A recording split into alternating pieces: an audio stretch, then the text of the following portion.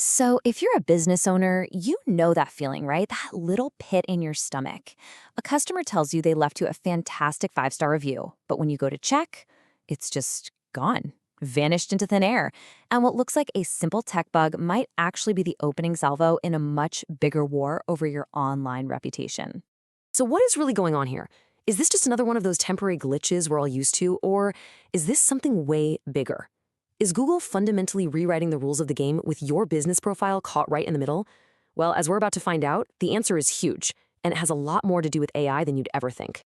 And look, this isn't some abstract, theoretical problem. This is a real quote from a real business owner, Rob Brooks, and you can just feel the frustration. He knows his customers are leaving him great reviews. They're telling him directly, but poof, they just aren't showing up. His story is the perfect starting point for our investigation. Yeah, and Rob was definitely not alone. In early 2026, this problem became a massive worldwide wave. And here's the real kicker. It wasn't just the usual spam or, angry one-star rants that were getting zapped. Perfectly good, totally legitimate 5-star reviews were also disappearing, leaving business owners completely confused and feeling like they were being punished for providing great service. Okay, so to figure this mystery out, we have to play detective. We need to look for clues. And the very first major clue points us directly to a quiet little change that Google made to its own rulebook. This is where we start to uncover the new laws of the land for online reviews. And what do you know? It turns out, right around the same time all these reviews started to vanish, Google quietly, and I mean super quietly, updated its business profile policies. There was no big announcement, no flashy press release, but the impact of this little update has been a total tidal wave. And right at the heart of this whole crackdown is this practice called review gating. On the surface, it sounds kind of smart, right? You send out a little survey, and if someone's happy, you point them towards Google. If they're unhappy, you send them to a private feedback form to handle it internally. But in the eyes of Google and, more importantly, regulators, that's not just good business, it's straight-up manipulation. Now, what's really interesting here is just how subtle the line is between what's allowed and what's not. On the left, you've got what's now prohibited, using loaded phrases like "if you had a great experience" or screening people first. On the right, that's the safe way, totally neutral language sent to absolutely everyone. The bottom line is, you just can't filter your audience anymore. Period. And if you're thinking, this is just a Google thing, you need to think again. This number, $4.2 million, that is the size of the fine the Federal Trade Commission slapped on the retailer Fashion Nova. And why? For doing this exact thing, suppressing their negative reviews.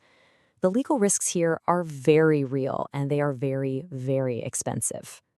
So let's break this down. What's actually off limits now? Well, local search expert Hirako Imae analyzed the new policies, and these are the big ones. You can offer any incentives. You can't cherry pick only your happy customers. You definitely can't pressure people to write a review while they're standing in your store or tell them what to write. The rule book just got a whole lot thicker. Okay, so now let's zoom out for a second.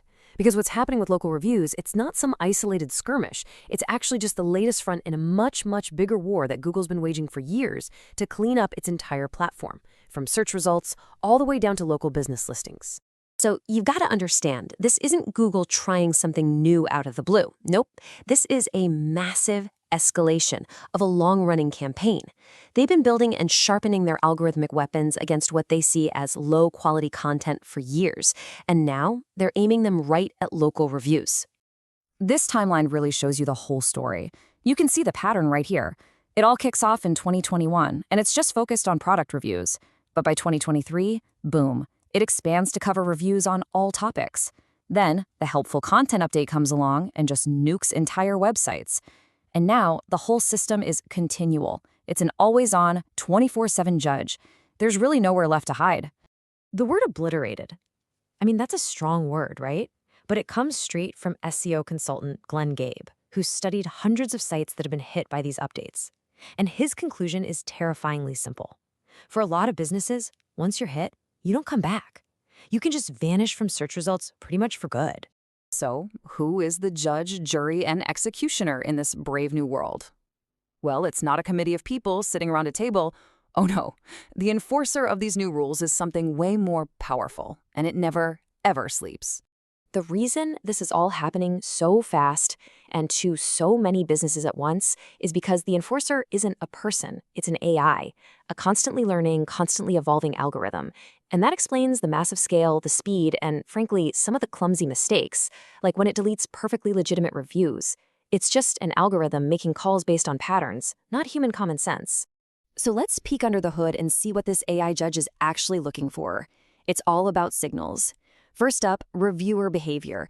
It's looking at stuff like, has this person only ever left 5-star reviews? Then there's content analysis. Is the review super generic, like great service, or does it have specific details? It also flags volume anomalies, like a sudden unnatural spike in reviews. And finally, it even checks device and location, looking for things like a bunch of reviews all coming from the same IP address, like, say, your office Wi-Fi. And this is where it gets really interesting. The AI isn't a blunt instrument. It's actually kind of picky. It applies different standards depending on your industry. For what it considers high-stakes fields, like doctors or home contractors, it's way more suspicious of a perfect 5-star rating and deletes them more often. But for restaurants and retail shops, the deletions are more evenly spread out. The AI is literally making a risk assessment based on what kind of business you run. All right, we've gone through the problem, we've met our AI judge. Now let's get to the most important part. How do you actually survive this? How do you thrive?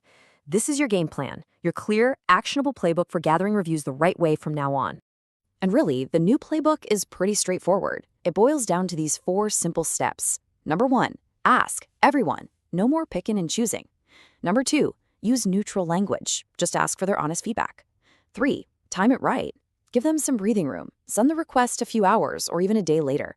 And finally, number 4, make it easy. Give them a direct link so they don't have to go searching. Okay, so let's boil it down even further. Here are your critical do's and don'ts. Do. Respond professionally to every single review, good and bad. Do. Diversify. Don't put all your eggs in the Google basket. And do document your reviews, just in case. Now for the big don'ts, and these are non-negotiable. No incentives for local reviews, and absolutely no coaching customers on what to write. Okay, but wait, there is one little asterisk here, one important exception to that no incentives rule, but it is only for e-commerce businesses. If you're selling a physical product online, not a local service, you can offer an incentive for a review. But, and this is a big but, you have to tell Google about it by using a special tag in your product feed. It's all about transparency. Which leaves us with a really big question, doesn't it? As Google's AI gets smarter and smarter at sniffing out any kind of manipulation, the entire game is changing. It's shifting away from the businesses that can manufacture the most perfect-looking online profile, and it's moving towards the ones who simply earn a great reputation by providing genuine, honest-to-goodness great service.